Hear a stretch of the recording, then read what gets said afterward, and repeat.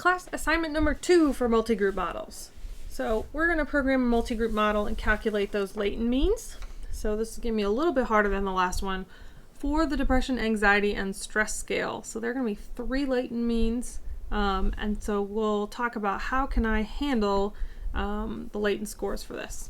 So we're going to test gender as a variable, and so I'm going to import my data set here. Using the read.csv function. So I've got 12 multi-group confirmatory factor analysis.csv. And let's see, where are we getting started? First, we need to make sure our gender variable is actually grouped. So let's pull down and look at that. And it looks like gender is already marked. Now, one interesting thing about this particular data set, it is arranged in order of the factors, which makes it a little bit easier to work with. As you'll see when we get to latent means. So let's program our overall model and load all the libraries. So we're going to use lavaan. We're also going to use semTools. I'm not probably going to make a picture of these, so I'm probably not going to make sempaths. But if you wanted to look at a picture to make sure you were drawing it correctly, you could also load semPlot. Sempath is the function. So depression is made from questions 3, 5, 10, etc., etc., etc. So they're in order here. So I'm just going to go down in order. So question 3 plus question 5 plus 10 plus 13, 16, 17. Anxiety is next, I think. Let me check. 247. 247, yeah. Oh, I missed 21. So each one should have 7 items. That's the way the scale works. So question 2, 4, 7, 9, 15, 19, 20. And then stress. Pick on this scale a lot, but that's because I have a lot of data for it. 1, 6, 8, 11, 12, 14, 18. So here's our 3-factor model of the DAS scale. And so let us see if that model even works without using a grouping variable. So overall model fit. So we're going to use overall model, data equals master.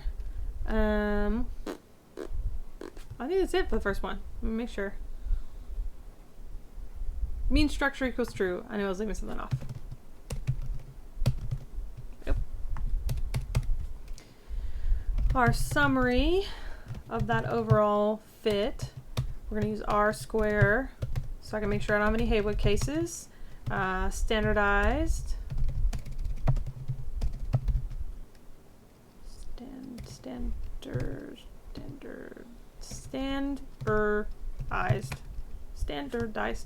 Wait, is that right? Spelling is so hard. Standardized. Oh, I can't spell. There we go. And then fit.measures equals true. Whew, that was a moment there. So all of these look less than 1. These are positive. On our individual scales, look at how high these covariances are between items. Good gravy, that's really quite correlated. That's multicollinearity levels. But if I leave it as a 3-factor model, they all appear to load individually on their own factors. Okay. So what I'm going to do in this particular model is pull out my fit statistics to make sure that this thing is okay. So I forgot to look up degrees of freedom there. It's 186.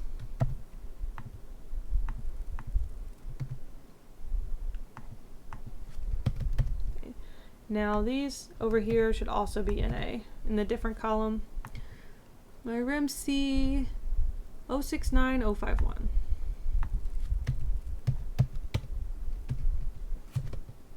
Left off the 0 there.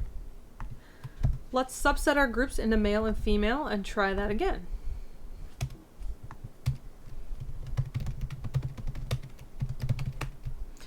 So we're going to use a subset function of our master data set. This is gender equal male.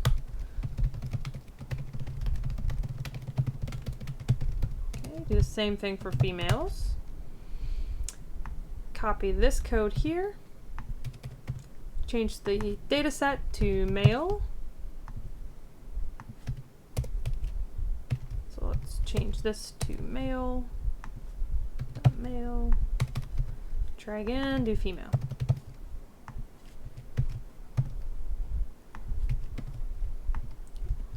Let's check them out. Okay. Less than 1, positive. Whew, still high correlations. All appear to be loading. Let's look up our fit statistics. So our CFI is 0.849. I did males first. Ooh, that's gonna be tough to sell because that dropped quite a bit. But let's compare that to females and see what happened. Maybe that is a sample size issue. 097066. So let me see how many participants that is. It usually tells you at the very top. 165 participants is enough. Let's try females. See what happens. Okay, so less than 1, positive. Ooh, boy, they're driving this one of the super high correlations. All seem to load. CFI is 0.834, so you know, not much better.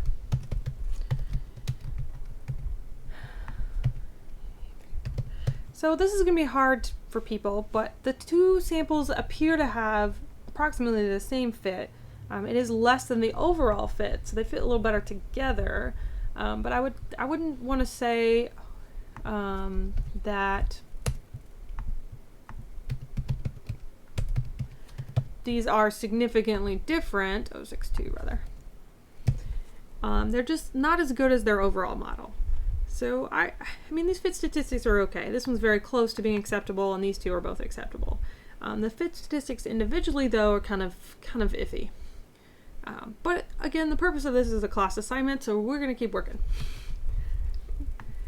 What I want to do now is test my measurement invariance steps. So we're going to say multi-steps equals measurement invariance. Remember, you do model first, so overall model. Okay.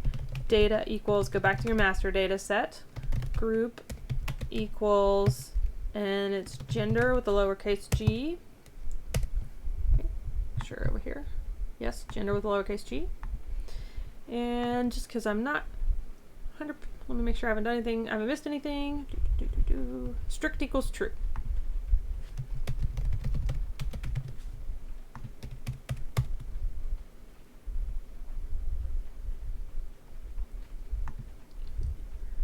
I'm interested in these fit measures right now.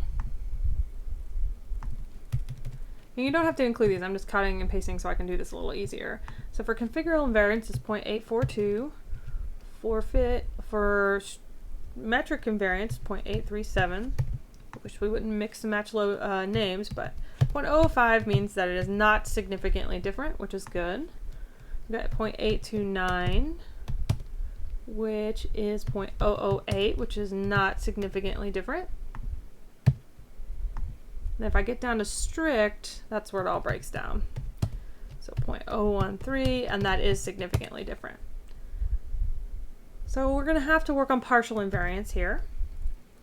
Okay. And so let's try working that. So we're going to do partial invariance here and save it so we can look at it. We're doing partial invariance of our multi-step. Type equals strict. Wait on that to run.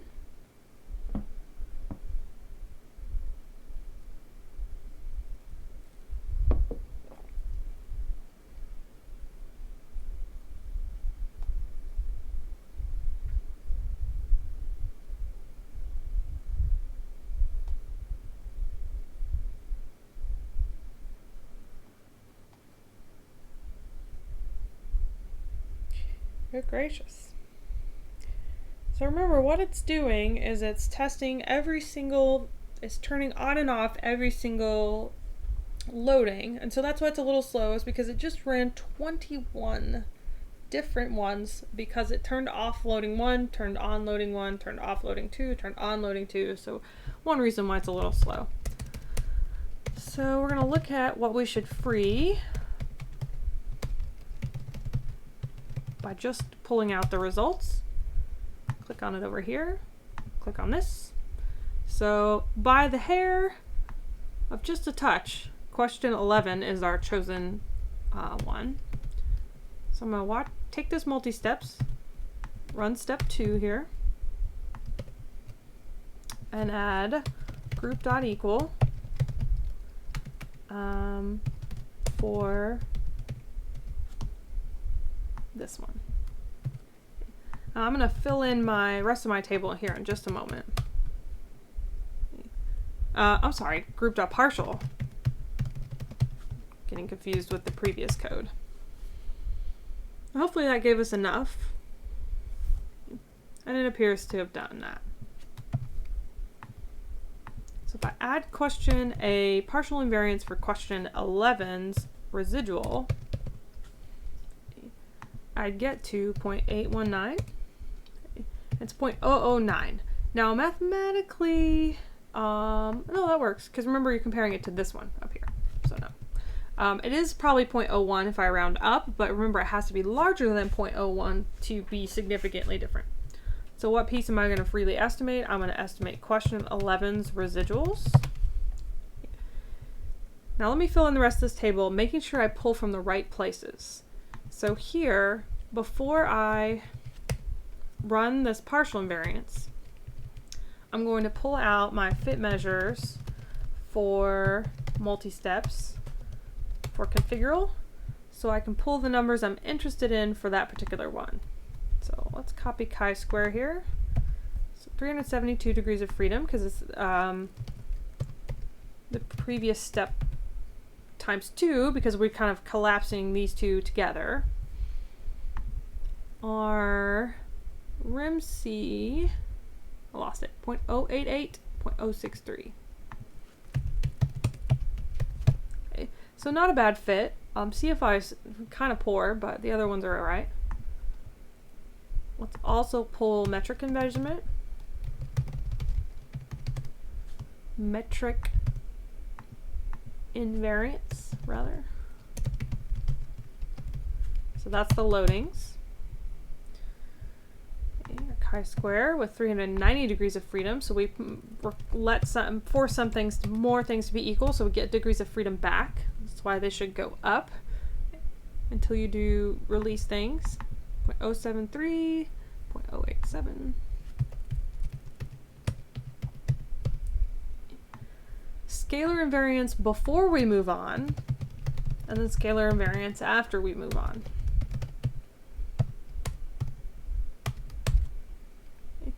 I skipped metric, scalar, sorry, I skipped it for a second. Let's do intercepts. The problem is residuals. I'll just kind of skip right over that. Fit dot intercepts. That's the one I actually want. So this one was okay. I forgot to look at the degrees of freedom. 408.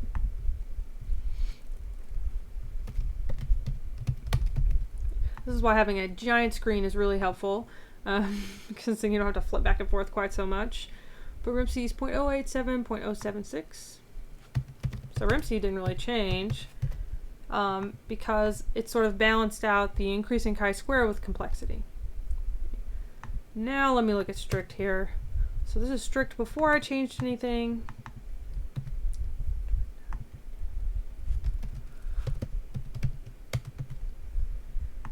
Let's see, RIMC 0.088, 0.08. Now let's look at strict invariance after we change things, but that's going to be down here. So we're going to look at fit measures for multi-steps 2, and only look at residuals because the other ones didn't change. Because you only release that constraint in the residual step.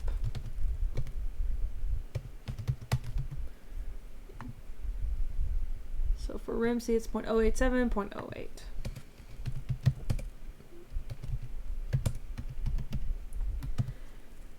Alright, so those are all the steps to getting to invariance. So we're only really having to let one question roam free, so to speak. And so that question is on stress. So the variance is different by stress. Okay. So are the groups invariant? Pretty much yes. So we saw a breakdown at the strict level. And what that breakdown implies, now I'm going to have to pull the male and female residuals for question 11. So I'm going to do this on this last step here and use a summary of our residuals. And what we'll see, let's see who's first. Females are first. So question 11, 0.491. For males, if I scroll down here, 0.256. So females are picking a much larger range of answers on that stress question than males. Now if I look at the intercepts for question 11, everybody's at like 1.9, but females are, the spread of that answer set is much larger for females than males. Now let's calculate those latent means and standard deviations. We're going to do this the long way. And I am most definitely not good doing this by hand because I've only done it a couple times. So I'm going to open up my notes from last time. And we're going to use this to figure out how to do this for 3 groups. That's the kind of the tricky part. Is not before we only have one group. Or one factor, rather. Factor. Alright. I'm going to wait on my computer to catch up with me.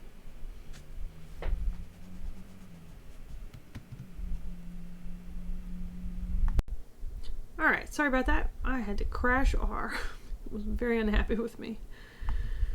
Okay, so for latent means here, let's try pulling out those loadings. So I want to use multi-steps 2 fit.residuals. Okay, so I'm going to pull out my parameter estimates and save them. Parameter estimates. Multi-steps. I could save it as a separate thing, but I don't really need to. Okay. All right. So I have my loadings here, and let's look at what order they're in. So the loadings here on the right-hand side are question 3, 5, 10, blah, blah, blah, blah, blah. If I look at one of my data sets here, and expand this, they're in the same order. So what I mean by I need the loadings in the same order is that the loadings here, whatever order they're in, have to match the order over here.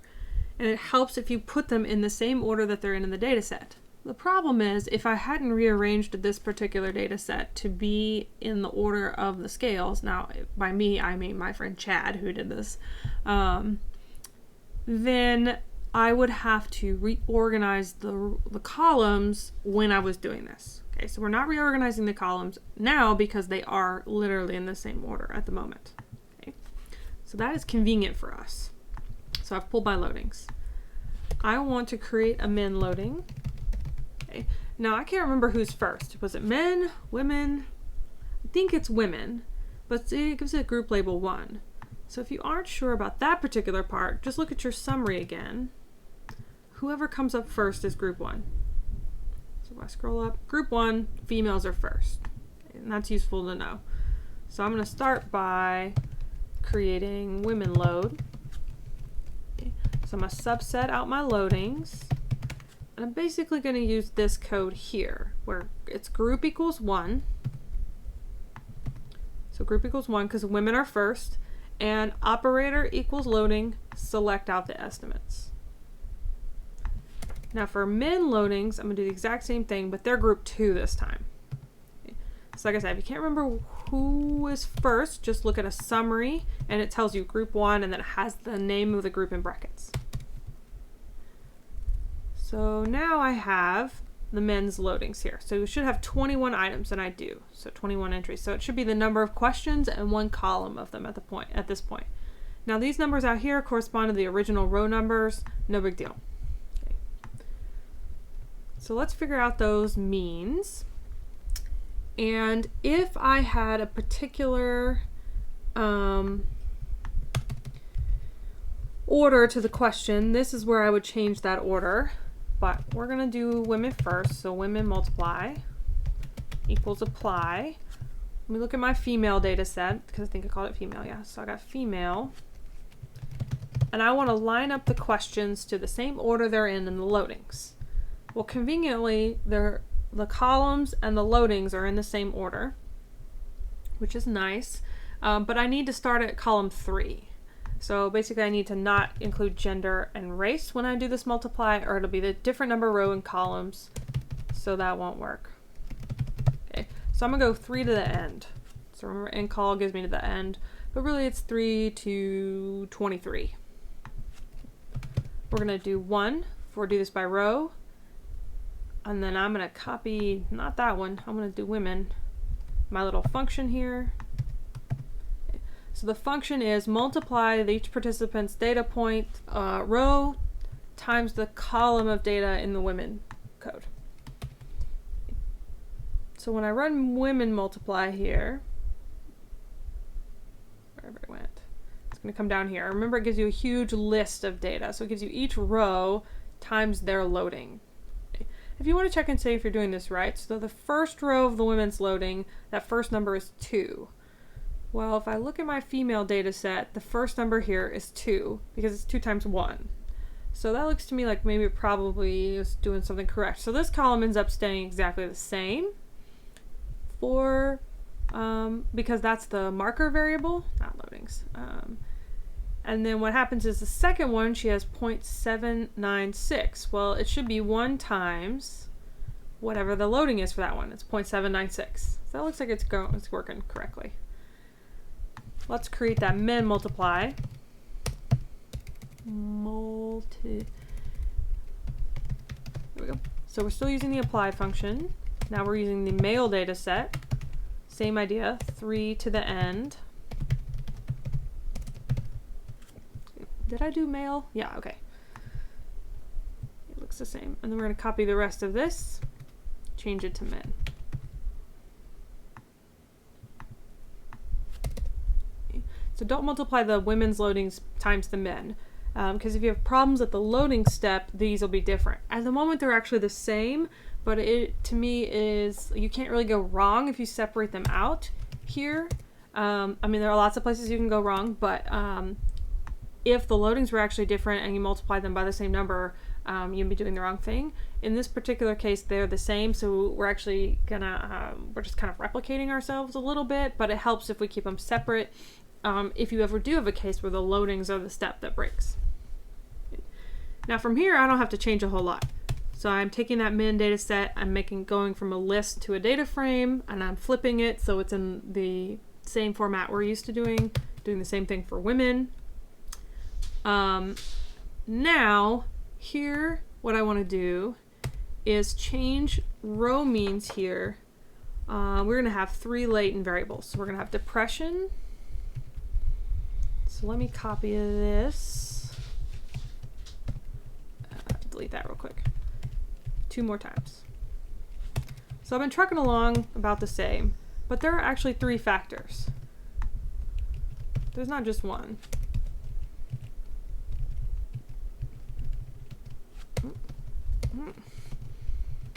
So you can also do this with apply, but it works approximately the same here. So what do I want to do? Well, in my min multiply, I'll explain this and then I'm going to have to crash R again, apparently. In my min multiply data set, what I'm wanting to do is take only the depression questions, and then I want to do only the anxiety questions and then only the stress questions. And we will do that. This brief commercial break. Ooh, don't restart your computer. Wrong button. When we're going to force R to not do whatever it's unhappy about. Alright, I made Studio so mad that I had to uninstall it and reinstall it. So we were at the point where we were talking about how to make 3 different factors. So what I've done is I've looked at the female data set and looked at the column numbers. And so what I want to do is just pull out the depression questions, which is here, so 3 through 21. And so that's column number 1, 2, 3, and then I keep counting 4, 5, 6, 7, 8, 9. So I'm going to tell this to do row means on only 3 through 9. And then the next set is going to be 10 through 16.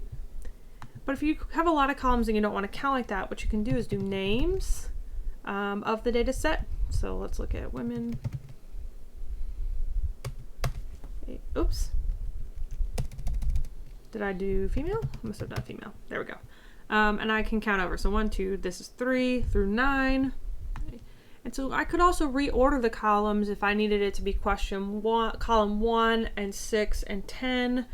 And in that case, if you're going to do that, I might tell you to consider dropping the first 2 so it's not confusing, or just go ahead and rearranging the columns so that they're in order of the factors that you would expect. Okay. So to create those 3 latent variables, now we're going to do row means for each of those columns. So I haven't collapsed this into one big thing. Script out of bounds. So something I didn't like. 19, 20, 21, 22, 23. So what did I do? 17 through 23. So I've got 10. This is 19, 20, 21, 22, 23. Doesn't quite like something about my column here. So let me try 17 through 22 and see if that's the issue. Okay, no, it just doesn't like. Men multiply.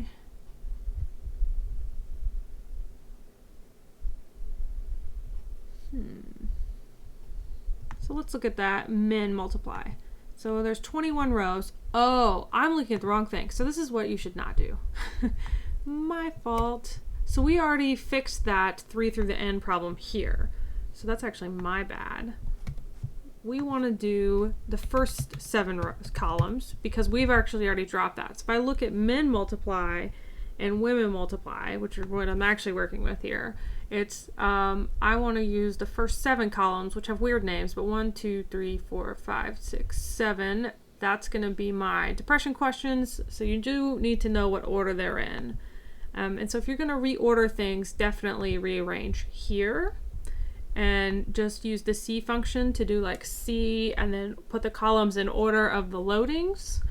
And then down here, you just have to remember how many columns each one has. So it's 7 for each one. Kind of glad I made that mistake, otherwise I wouldn't have known I was adding the wrong things. So now we're going to do 8 through 14. 8, 9, 10, 11, 12, 13, 14, 15.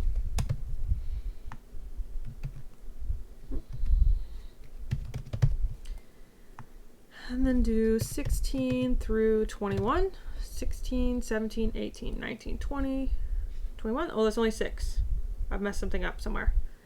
16, 17, 18, 19, 20, 21. That's 6 columns. So this must be 8, 9, 10, 11, 12, 13, 14. I did it right the first time. Okay, so that's 15 through 21. All right. This time it should work. So we're on women latent. Okay, and it ran. So that looks pretty good. They're not all the same number. Okay. So if I wanted to get the means for that, what I could do is run my t-test. That'll give me means, and then I can get standard deviations down here. So it's not a t-test anymore, it's 3 t-tests because I have 3 variables. So I'm just going to copy this code 3 times and make sure I run it separately for each one.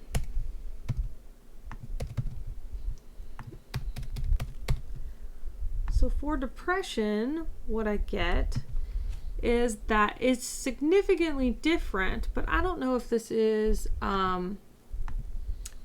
important different. So here my mean of X and mean of Y. So X is men, Y is women. So men are showing slightly higher levels of depression, which is sort of interesting since that doesn't follow with normal research. So my anxiety here is not significantly different. And then let's look at stress. And stress was not significantly different. So the only significant difference we find here is for depression, right? Let me include my standard deviations since you always kind of need those. So we're going to do copy these two things. New anxiety and stress.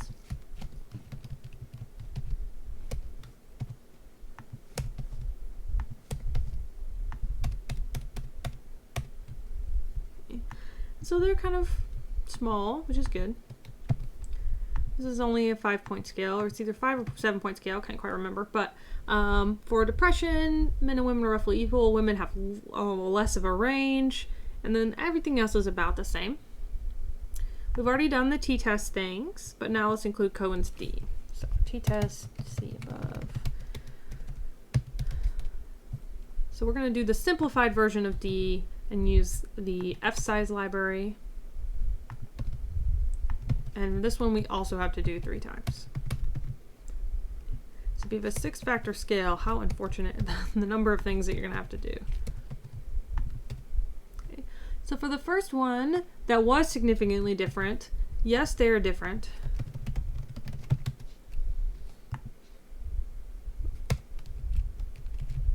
Keep up, computer.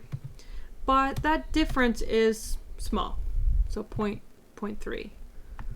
For anxiety, the difference is negligible, and it's also not significant from our t-test earlier. And for stress, difference also negligible, and that one was not significant.